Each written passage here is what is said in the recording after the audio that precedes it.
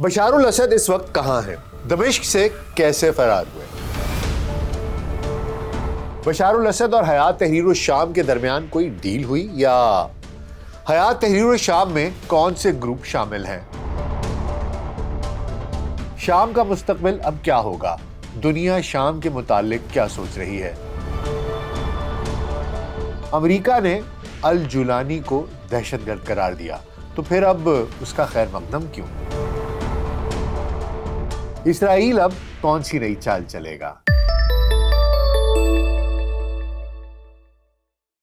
VLC pod cost میں doctor ناصر bag کے ساتھ آپ کی خدمت میں حاضر ہیں۔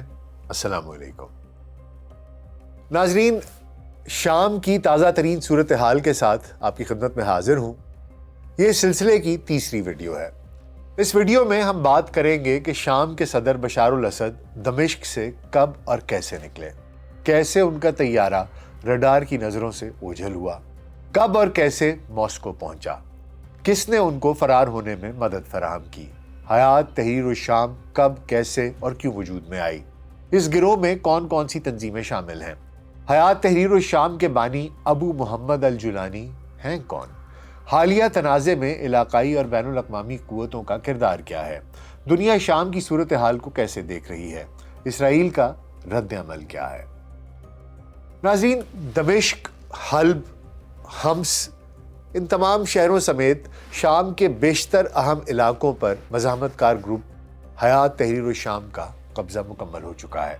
شام کے سابق صدر بشار الاسد اپنے خاندان سمیت ملک سے فرار ہونے میں کامیاب ہو گئے اور اس وقت روس کے دارالحکومت ماسکو پہنچ چکے ہیں۔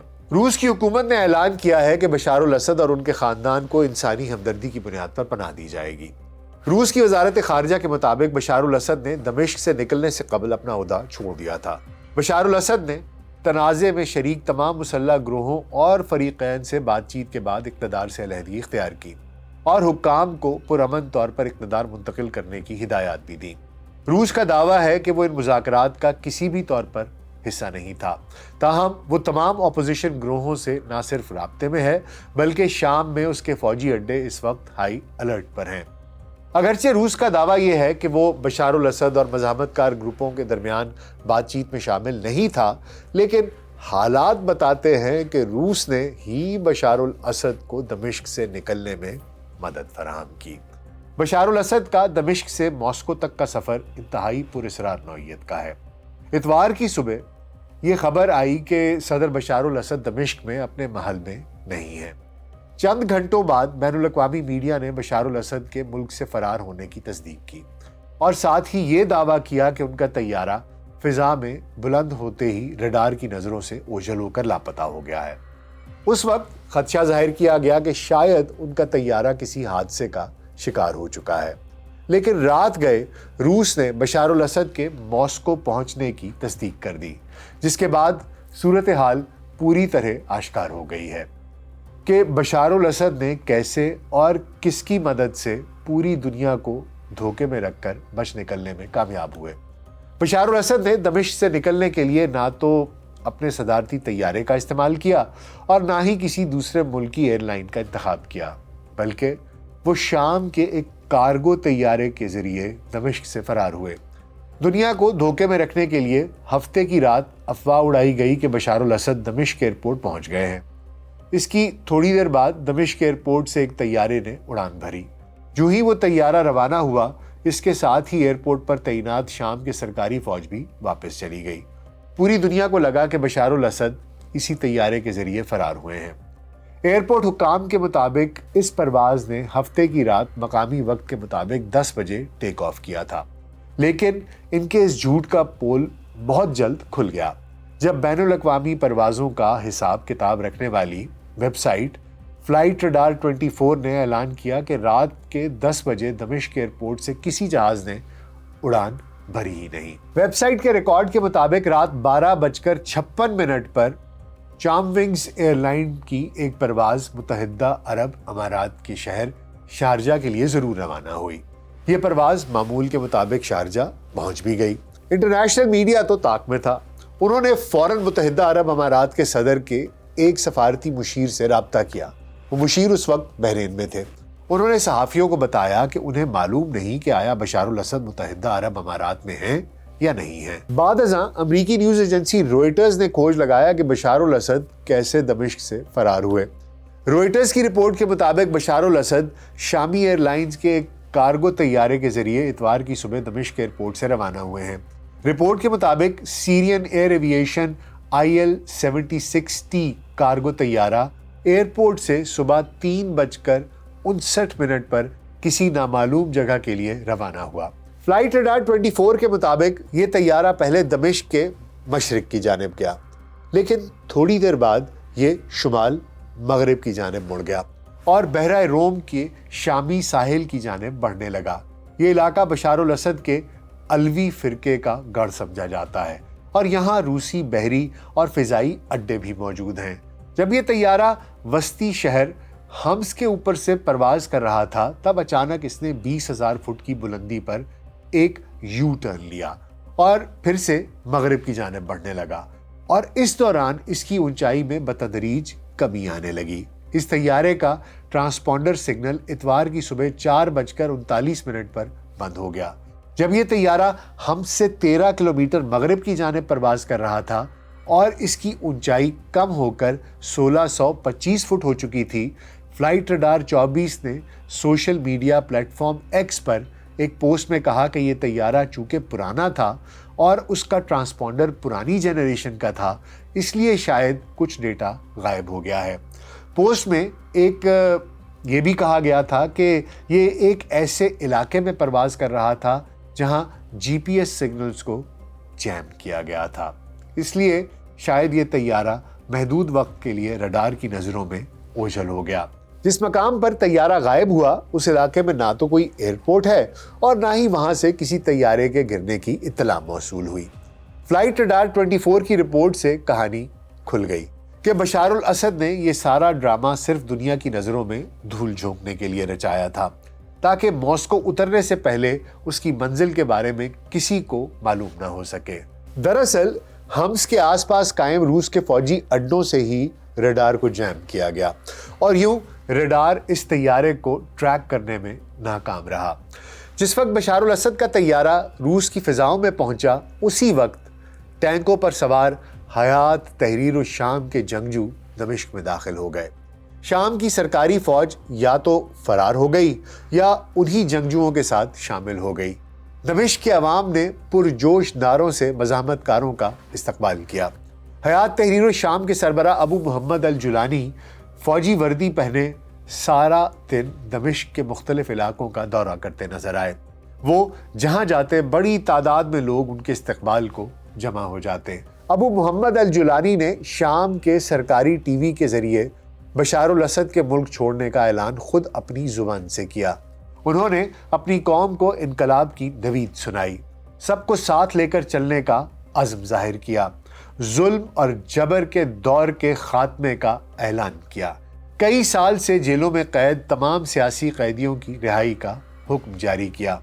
शाम के पास मौजूद कीमियाई हथियार इस्तेमाल ना करने का वादा करके उन्होंने एक बार फिर अल-कायदा और दाइश जैसी शिद्दत पसंद तंजीमों से अलग रहने का इंदिया भी दिया। वो दमिश्क की तारीखी जामा मस्जिद उम्वी गए। उन्हें अवाम को मुत्तहिद रहने और जश्न की खुशी में हवाई फायरिंग ना करने की अपील भी की, लेकिन पिछली 5 दिहाइयों से जुल्म और जबर का शिकार दमिश्क के अवाम का सब्र का पैमाना छलक चुका था। मुश्तइल शहरी बशार अल असद के महल में दाखिल हो गए, वहां तोड़फोड़ के साथ लूट मार भी की। ऐसी कई वीडियो सोशल मीडिया पर वायरल हैं जिनमें लोग बशार अल असद के महल में तोड़ फोड़ करने, कीमती मलबूसात, हैंडबैग, सूटकेसेस, कीमती फानूस, कालीन और फर्नीचर तक लूट कर ले जाते दिखाई दे रहे हैं। ऐसी ही एक वीडियो बशार अल असद के गैराज की भी है, जिसमें दर्जनों कीमती लग्जरी गाड़ियां खड़ी नजर आ रही हैं। लैम्बोर्गिनीज, ऑडीज, मर्सिडीज, रोल्स रॉयस और जैगुआर समेत दुनिया की तमाम मारूफ कंपनियों की लग्जरी गाड़ियां बशार अल असद के ज़ेर इस्तेमाल थी। बाज़ मुश्तइल अफराद इटली के सफारत खाने में जा घुसे। उन्होंने वहां तोड़फोड़ की और जाते हुए वो वहां से 3 गाड़ियां भी साथ ले गए। दमिश्क में कायम ईरान के सफारत खाने पर भी हमला किया गया। مظاہرین نے عملے اور ان کے اہل خانہ کو سفارت خانے کی عمارت سے نکال باہر کیا اور وہاں توڑ پھوڑ بھی کی۔ ایرانی سفارت خانے پر حملے کے بعد عراق نے بھی دمشق میں اپنا سفارت خانہ خالی کروا لیا۔ شام میں اس انقلاب کے روح رواں حیات تحریر الشام کے سربراہ ابو محمد الجولانی ہیں۔ جس طرح بشار الاسد پراسرار طریقے سے دمشق سے روس پہنچ گئے، اسی طرح ابو محمد الجولانی کی شخصیت کے گرد بھی ایک پراسراریت کا حالہ ہے۔ ابو جولانی کا اصل نام، ان کی تاریخ پیدائش، جائے پیدائش اور شہریت کے بارے میں مختلف معلومات موجود ہیں اور ہر کوئی مختلف دعوے کرتا ہے جو ان کی شخصیت کو مزید پراسرار بناتی ہے۔ اقوام متحدہ کی رپورٹس کے مطابق ابو جولانی 1975 اور 1979 کے درمیان پیدا ہوئے، جبکہ انٹرپول کے مطابق ان کی تاریخی پیدائش 1975 ہے۔ امریکی T V network PBS کے مطابق ان کا اصلی نام احمد حسین ہے اور ان کو ابو جولانی گولان کی پہاڑیوں کی وجہ سے کہا جاتا ہے جو ان کا آبائی علاقہ ہے۔ امریکی میڈیا کو ایک انٹرویو میں ابو جولانی نے بتایا تھا کہ وہ 1982 میں سعودی عرب کے دارالحکومت ریاض میں پیدا ہوئے تھے، جہاں ان کے والد پیٹرولیم انجینئر کے طور پر کام کر رہے تھے۔ 1989 میں ان کے اہل خانہ شام واپس لوٹے اور اس کے بعد ان کی پرورش دمشق کے قریب ہوئی۔ بعض خبروں کے مطابق ابو جولانی نے دمشق میں طب کی تعلیم بھی حاصل کی، لیکن 2003 میں جب وہ تیسرے سال میں تھے تب امریکی حملے کے دوران وہ عراق میں القاعدہ میں شامل ہو گئے۔ کہا جاتا ہے کہ وہ جلد ہی عراق میں القاعدہ کے سرگرم رہنما ابو مصعب الزرقاوی کے قریبی ساتھی بن گئے، لیکن 2006 میں الزرقاوی کی ہلاکت کے بعد لبنان منتقل ہو گئے، جہاں انہوں نے جند الشام نامی لبنانی عسکری گروہ کو تربیت فراہم کی۔ اس کے بعد ان کی عراق واپسی کی اطلاعات بھی موجود ہیں، اور یہ اطلاعات بھی موجود ہیں کہ عراق میں امریکی فوج نے انہیں گرفتار کیا اور کچھ عرصے تک قید میں رہنے کے بعد جب 2008 میں ان کو رہائی ملی تو وہ نام نہاد دولت اسلامیہ میں شامل ہو گئے۔ یہ بھی کہا جاتا ہے کہ انہیں بکہ نامی ایک امریکی کیمپ میں قید خانے میں رکھا گیا تھا، جہاں ان کے نام نہاد دولت اسلامیہ کے رہنماؤں سے تعلقات بھی استوار ہوئے تھے۔ بعض رپورٹس کے مطابق الجولانی اگست 2011 میں شام واپس لوٹے اور انہوں نے القاعدہ کی ایک شاخ کھولی جس کا مقصد صدر بشار الاسد کے خلاف جنگ تھا۔ ایک لبنانی اخبار کا دعویٰ یہ ہے کہ الجولانی حقیقت میں عراقی شہری ہیں اور ان کے نام کی وجہ فلوجہ کا وہ علاقہ ہے جسے الجولان کہتے ہیں اور ان کا تعلق اسی علاقے سے ہے۔ حقیقت یہ ہے کہ جبہۃ النصرہ نامی شدت پسند گروہ کی قیادت سنبھالنے کے بعد الجولانی کی ذاتی معلومات کو اتنا خفیہ رکھا گیا کہ گروہ کے اکثر اراکین تک اپنے سربراہ کے بارے میں کچھ نہیں جانتے۔ 2013 میں جب ابو بکر البغدادی نے جبہۃ النصرہ اور دولت اسلامیہ کے انضمام کا اعلان کیا تو الجولانی نے اس اعلان کو رد کر دیا اور القاعدہ کے سربراہ ایمن الظواہری کی حمایت کا اعلان کر دیا۔ جولائی 2016 میں الجولانی نے اعلان کیا کہ ان کے گروہ کا القاعدہ سے کوئی تعلق نہیں رہا اور ان کے گروہ کو اب جبہہ فتح الشام کے نام سے پکارا جائے۔ 2017 میں اس گروہ کو حیات تحریر الشام کے نام سے ایک اتحاد کی شکل دی گئی جس کے سربراہ الجولانی تھے۔ ابتدائی طور پر حیات تحریر الشام میں جبہہ فتح الشام، سابقہ النصرہ فرنٹ، انصار الدین فرنٹ، جیش السنہ، لواء الحق، نور الدین زنگی تحریک نامی تنظیموں نے انضمام کیا۔ وقت کے ساتھ ساتھ اس میں مزید گروپس اور افراد شامل ہوتے چلے گئے۔ حیات تحریر الشام نے بین الاقوامی مسائل کی بجائے شام کے مقامی مسائل کو ترجیح دی۔ 2021 میں جولانی نے امریکی ادارے PBS کو انٹرویو میں کہا کہ انہوں نے القاعدہ کے عالمی جہاد کے نظریے کو ترک کر دیا ہے اور اب ان کا مقصد شام میں بشار الاسد کی حکومت کا خاتمہ اور ملک میں اسلامی نظام قائم کرنا ہے۔ اس انٹرویو میں الجولانی نے دعویٰ کیا تھا کہ جب وہ القاعدہ میں تھے اس وقت بھی وہ یورپی اور امریکی اہداف کو نشانہ بنانے کے خلاف تھے۔ الجولانی کے بارے میں کہا جاتا ہے کہ وہ حالات کے مطابق خود کو ڈھال لیتے ہیں۔ پہلے ان کے نظریات القاعدہ سے قریب تھے لیکن بعد میں انہوں نے مقامی ایجنڈے کو اپنا لیا۔ ان کی قیادت میں حیات تحریر الشام نے صوبہ حلب میں اسلامی نظام نافذ کیا تھا، عدالتیں بنائی تھیں اور پولیس فورس تک قائم کی تھی۔ حلب میں تعلیم اور صحت کا نظام بھی حیات تحریر الشام کے پاس تھا۔ الجولانی اپنی اس حکومت کو اسلامی حکومت قرار دیتے ہیں، لیکن ان کا دعویٰ ہے کہ یہ حکومت دولت اسلامیہ کے نظریات کے تابع نہیں ہے۔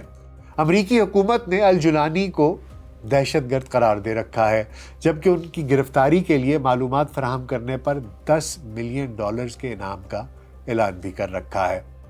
مجموعی طور پر شام کی جنگ عالمی اور علاقائی طاقتوں کے مفادات، قدرتی وسائل کی تقسیم اور سیاسی توازن برقرار رکھنے کی کوشش کا نتیجہ ہے۔ شام نہ صرف علاقائی بلکہ عالمی سیاست میں بھی مرکزی حیثیت رکھتا ہے۔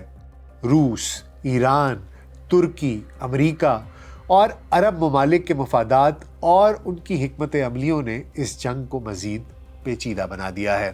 مشرق وسطیٰ میں جنگوں کا ایک اہم سبب فلسطین کی سرزمین پر اسرائیل کا قبضہ اور عرب ممالک کے تیل پر کنٹرول حاصل کرنے کے سامراجی مفادات بھی رہے ہیں۔ اس بات کا اندازہ آپ صرف اس بات سے لگا سکتے ہیں کہ اتوار کو جو ہی بشار الاسد کی شکست کا اعلان ہوا، اسی وقت اسرائیلی فوج شام کے شہر قنیطرہ میں داخل ہو گئی۔ یہ علاقہ گولان کے سامنے ہے اور 1974 کے معاہدے کے مطابق اسے اقوام متحدہ کی زیر نگرانی بفر زون قرار دیا جا چکا ہے۔ اور اس کے ساتھ ساتھ امریکہ، برطانیہ، فرانس، جرمنی، اسرائیل، ترکی اور افغانستان نے شام میں بشار الاسد کی حکومت کے خاتمے کا خیر مقدم کیا ہے۔ ترکیہ میں شامی کونسل خانے پر لہرانے والا شامی پرچم اتار دیا گیا ہے۔ اس کی جگہ شام کا وہ پرانا پرچم بلند کر دیا گیا ہے جسے شام کے مزاحمت کار اس وقت دمشق کی سڑکوں پر لہرا رہے ہیں۔ افغانستان کی طالبان حکومت نے بھی شامی عوام کو مبارکباد دی ہے۔ اپنے پیغام میں طالبان نے امید ظاہر کی ہے کہ شام میں آزاد اور اسلامی نظام کی بنیاد رکھی جائے گی۔ 2011 سے اب تک شام میں جاری یہ لڑائی 6.5 لاکھ سے زائد افراد کی جان لے چکی ہے۔ 78 لاکھ سے زائد شامی باشندے دوسرے ممالک میں ہجرت کر چکے ہیں۔ اس لڑائی میں فائدہ کس کا ہوا ہے یہ تو آنے والا وقت ہی بتائے گا۔ ابھی تو ہم صرف اتنا ہی کہہ سکتے ہیں کہ اس لڑائی میں ابھی تک جانی اور مالی نقصان دونوں طرف سے امت مسلمہ کا ہوا ہے۔ خون صرف مسلمانوں کا ہی بہا ہے، دونوں طرف سے۔ سرسبز اور شاداب ملک شام اس وقت کھنڈر بن چکا ہے۔ اسے تعمیر نو کی فوری ضرورت ہے۔ عالمی برادری کو چاہیے کہ شام کو ایک مرتبہ پھر پاؤں پر کھڑا ہونے کے لیے اس کی ہر ممکن مدد کی جائے۔ میری اللہ سبحانہ تعالیٰ سے دعا ہے کہ سرزمین شام پر امن کی صبح ہو جائے، آمین۔ شام کا معاملہ بہت پیچیدہ ہے، اس میں بہت سے ملکوں کے مفادات شامل ہیں جیسا کہ میں نے بتایا ہے۔ اس لیے الجولانی کے لیے یہ ایک بہت مشکل اسائنمنٹ ہوگی۔ دیکھنا یہ ہے کہ وہ کس طریقے سے شام کو ان تمام لوگوں کے مفادات سے بچاتے ہوئے شامی لوگوں کے اور مسلمانوں کے مفادات کے لیے کام کرتے ہیں۔ بہت سے خدشات ہیں لوگوں کو، ان خدشات کو کیسے دور کرنے میں کامیاب ہوتے ہیں۔ شام کے لوگ بہت خوش ہیں، بہت جشن منا رہے ہیں کیونکہ 50 سال کا امریت کا دور ختم ہوا ہے۔ لیکن الجولانی کے لیے یہ ایک بہت بہت بہت کٹھن اور مشکل کام ہوگا۔ میری اللہ سبحانہ تعالیٰ سے دعا ہے کہ وہ ان کی رہنمائی فرمائیں اور ان کے فیصلے ایسے ہوں جو شامی عوام کے لیے اور امت مسلمہ کے لیے، دونوں کے لیے بھلائی کے اور خیر کے فیصلے ہوں اور اس میں برکت ڈل جائے۔ اور جاتے جاتے میں یہ عرض کر دوں کہ اگر آپ شام کی تاریخ جاننا چاہتے ہیں، اسلام میں اس علاقے کی فضیلت معلوم کرنا چاہتے ہیں، یہ جاننا چاہتے ہیں کہ بشار الاسد کون تھا، کیا تھا اس کا طرز حکومت اور حالیہ تنازع کا پس منظر اور پیش منظر کیا ہے، تو ڈسکرپشن میں شام پر میری پہلی 2 ویڈیوز کے لنکس موجود ہیں جن پر کلک کر کے آپ یہ تمام معلومات حاصل کر سکتے ہیں۔ امید ہے آپ کو آج کا پروگرام پسند آیا ہوگا۔ اپنا بہت خیال رکھیے گا۔ شکریہ۔